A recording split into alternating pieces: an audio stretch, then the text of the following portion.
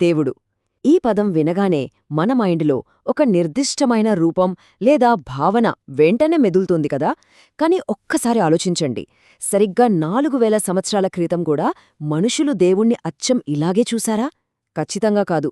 ఈరోజు మన ఈ చారిత్రక విశ్లేషణలో కరెన్ ఆర్మ్స్ట్రాంగ్ రాసిన అద్భుతమైన పుస్తకం ఎ హిస్టరీ ఆఫ్ గాడ్ గురించి డీప్ డైవ్ చేయబోతున్నాం.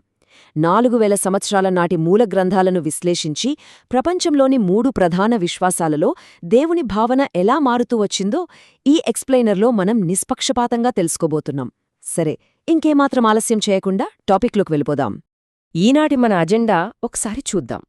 దేవుని చరిత్ర పరిచయం దగ్గర మొదలుపెట్టి జుడాయిజం, క్రైస్తవం, ఇస్లాం ఆవిర్భావాలు, అలాగే ఆధునిక కాలంలో దేవుని భావన ఎలా ఉందో చూస్తూ చివరగా మతం మరియు కరుణ అనే ఆసక్తికరమైన ముగింపుతో ఈనాటి ప్రయాణాన్ని కవర్ చేద్దాం.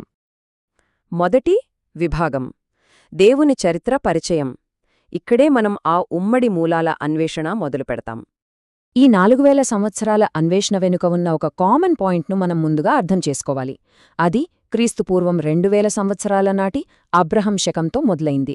ఆ తర్వాత క్రీస్తుపూర్వం 450లో తోరా గ్రంథస్థమవ్వడం, క్రీస్తు శకం 50లో కొత్త నిబంధన రాక, అక్కడి నుండి 7వ శతాబ్దంలో ఖురాన్ అవతరించడం, ఇవన్నీ ఈ సుదీర్ఘ ప్రయాణంలో మనకు కనిపించే అత్యంత కీలకమైన మైలురాళ్లు. ఇక్కడ ఆసక్తికరమైన విషయమేంటంటే, ఈ విశ్వాసాలన్నీ పైకి వేర్వేరుగా కనిపించినా వీటన్నింటికీ మూలం మాత్రం ఒక్కటే. ఆ ఉమ్మడి ధారం ఎక్కడుందో తెలుసా? అబ్రహాం కెనాన్ దేశానికి చేసిన ప్రయాణంలో ఉంది. అక్కడి నుండి ఆయన 2 కుమారులు ఐజాక్ మరియు ఇస్మాయల్. వీళ్ల ద్వారా 2 వేర్వేరు వంశావళులేర్పడ్డాయి.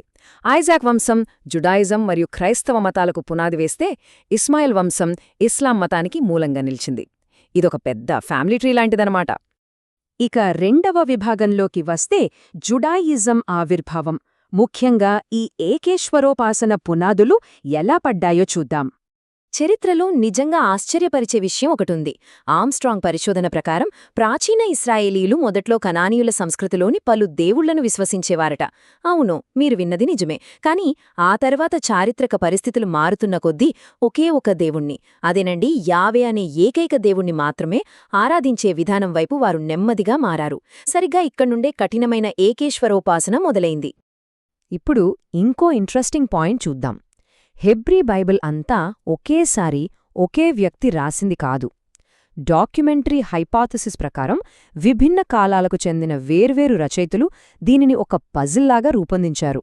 ఉదాహరణకు, కొందరు రాసిన టెక్స్ట్లో దేవుడిని చాలా దగ్గరగా మనిషితో సంభాషిస్తున్నట్లు చూపిస్తే, మరికొందరు రాసిన వాటిలో దేవుడిని కాస్త దూరంగా ఒక నైరూప్య శక్తిగా వర్ణించారు.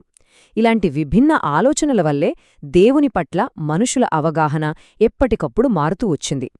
మూడవ విభాగం, క్రైస్తవం. దేవుని భావన ఒక కొత్త రూపం సంతరించుకున్న సమయమిది. ఈ ఏకేశ్వర ఉపాసన పునాదుల నుండే జీసస్ గురించిన భిన్నమైన అభిప్రాయాల వల్ల కొత్త మతాలు పుట్టుకొచ్చాయి. జుడాయిజం ఆయనను ఒక గొప్ప మానవ గురువుగా భావిస్తే, క్రైస్తవం ఆయనను దేవుని దివ్యకుమారుడిగా, మెస్సయ్యగా విశ్వసిస్తుంది. అదే ఇస్లాం విషయానికొస్తే, దేవుడు పంపిన అత్యంత గౌరవప్రదమైన ప్రవక్తగా జీసస్ను చూస్తుంది. చూశారు కదా, ఒకే వ్యక్తి పట్ల ఉన్న ఈ వేర్వేరు వివరణల వల్లే క్రైస్తవ మతం దాని యూదు మూలాల నుండి విడిపోయి ఒక ప్రత్యేక మతంగా నిలబడింది. క్రైస్తవం విస్తరిస్తున్న కొద్దీ దేవుని స్వభావం గురించి పెద్ద పెద్ద ఫిలాసాఫికల్ డిబేట్స్ జరిగాయి. దీని ఫలితంగానే 4వ శతాబ్దంలో నిసీన్ క్రీడ్ అనే సిద్ధాంతం వచ్చింది. ఇది దేవుణ్ణి తండ్రి, కుమారుడు, పవిత్రాత్మ ఈ 3 రూపాలు కలిగిన ఒకే సారాంశంగా, అంటే త్రిత్వంగా డిఫైన్ చేసింది. పాశ్చాత్య ప్రపంచంలో దేవుని పట్ల ఉన్న అవగాహనను ఈ ఒక్క కాన్సెప్ట్ పూర్తిగా మార్చేసిందంటే నమ్మండి. ఇక మన 4వ విభాగం, ఇస్లాం, అలాగే దేవుని ఏకత్వం గురించి చూద్దాం. ఇస్లాం ఆవిర్భావంతో దేవుని సంపూర్ణమైన, విభజించలేని ఏకత్వాన్ని ఖురాన్ అత్యంత బలంగా తిరిగి నొక్కి చెప్పింది. మొహమ్మదును చివరి ప్రవక్తగా ప్రకటిస్తూనే అబ్రహం, మోసెస్, జీసస్ లాంటి పూర్వ ప్రవక్తలందరినీ చాలా స్పష్టంగా గౌరవిస్తోంది. ఇంకో ఆసక్తికరమైన విషయమేంటంటే, సరైన మార్గదర్శకత్వం ఉన్న మతం ఏదైనా సరే దేవుని నుండి వచ్చినదే అని చెప్తూ ఖురాన్ ఈ మతాల బహుళత్వాన్ని ఎంతగానో ప్రోత్సహిస్తుందని కరెన్ ఆర్మ్స్ట్రాంగ్ వివరిస్తారు.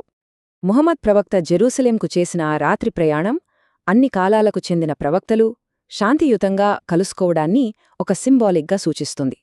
మతాల మధ్య ఎంతుండాలి అనేదానికి, ముఖ్యంగా ఇస్లాంలోని ఈ స్వాభావిక బహుళత్వానికి ఇది ఒక పర్ఫెక్ట్ ఉదాహరణ. ప్రవక్తలందరూ ఒకరినొకరు వింటారు, వారంతా సోదరులే అన్నదిక్కడ ముఖ్యమైన సందేశం. 5వ విభాగం ఆధునిక కాలంలో దేవుడు.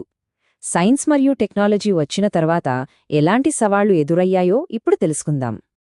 ఆధునిక యుగంలో ముఖ్యంగా ఈ ఎన్లైటన్మెంట్ మరియు సైన్స్ రంగంలో వచ్చిన మార్పులతో సాంప్రదాయ మత గ్రంథాలు ఊహించని విమర్శలను ఎదుర్కొన్నాయి. డార్విన్ ఎవల్యూషన్ థియరీ సృష్టి కథనాలను ఛాలెంజ్ చేస్తే, నీట్షే, ఫ్రాయిడ్ లాంటి వాళ్లు అసలు ఆధునిక ప్రపంచంలో దేవుని ఆవశ్యకత ఏంటి అని సూటిగా ప్రశ్నించారు. ఇంత వేగంగా వచ్చిన ఈ మార్పులు తీవ్రమైన అస్తిత్వ ప్రశ్నలకు దారితీశాయి. దీనికి రియాక్షన్గానే మతపరమైన ఛాందసవాద ఉద్యమాలు పుట్టుకొచ్చాయి. ఇదొక పెద్ద టర్నింగ్ పాయింట్. సరిగ్గా ఇదే సమయంలో న్యూటన్, డెస్కార్టెస్ లాంటి మేధావులు ఒక కొత్త కాన్సెప్ట్ని తీసుకొచ్చారు. అదే డీయిజం. అంటే దేవుడు ప్రతిరోజూ మన జీవితాలలోకి వచ్చి ఇంటర్ఫియర్ అయ్యే వ్యక్తి కాదని, ఈ విశ్వాన్ని ఒక పెద్ద గడియారంలా తయారుచేసి దానికి కొన్ని రూల్స్ సెట్ చేసి వదిలేసిన ఒక వాచ్మేకర్ లాంటివాడని వాళ్లు భావించడం మొదలుపెట్టారు. చాలా డిఫరెంట్ వ్యూ కదా ఇది. ఫైనల్గా 6వ విభాగం మతం మరియు కరుణ. మనం ముగింపుకు వచ్చేశాం. ఈ 4000 సంవత్సరాల హిస్టరీ మొత్తాన్ని స్టడీ చేసిన తర్వాత ఆర్మ్స్ట్రాంగ్ ఒక అద్భుతమైన ముగింపునిస్తారు. ఆమెమంటారంటే, నిజమైన మతం అనేది కేవలం కొన్ని గుడ్డి నమ్మకాలకు లేదా నా మతం నీ మతం అనే సరిహద్దులకు లిమిట్ కాకూడదు. దానికి బదులుగా మనం చేసే పనులు, మనం పాటించే నైతికత, సామాజిక న్యాయం మరియు ముఖ్యంగా సార్వత్రిక కరుణ, వీటిమీదే అసలైన ఫోకస్ ఉండాలి. అంటే నమ్మడం కంటే ఆచరించడం ఇంపార్టెంట్ అన్నమాట.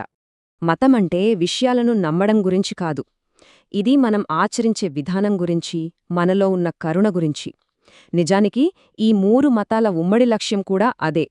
మనుషులు తమ స్వార్థాన్ని పక్కనపెట్టి తోటివారి పట్ల కరుణ చూపించడమే ఈ 4000 సంవత్సరాల సాంప్రదాయాల అసలు ఉద్దేశమని ఆర్మ్స్ట్రాంగ్ ఖచ్చితంగా చెబుతారు.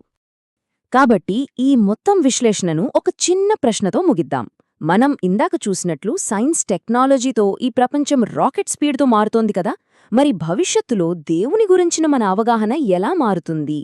దైవత్వం అనేది ఒక చోట ఆగిపోయే కాన్సెప్ట్ కాదని, 4000 సంవత్సరాలుగా అది ఎప్పటికప్పుడు అప్డేట్ అవుతూనే ఉందని మనకు క్లియర్గా అర్థమైంది. మరి ముందు ముందు ఇంకెన్ని కొత్త రూపాలు సంతరించుకుంటుందో వేచి చూడాలి. సో ఈ అద్భుతమైన హిస్టారికల్ ఎక్స్ప్లెయినర్లో నాతో పాటున్నందుకు చాలా థ్యాంక్స్. మళ్ళీ కలుద్దాం.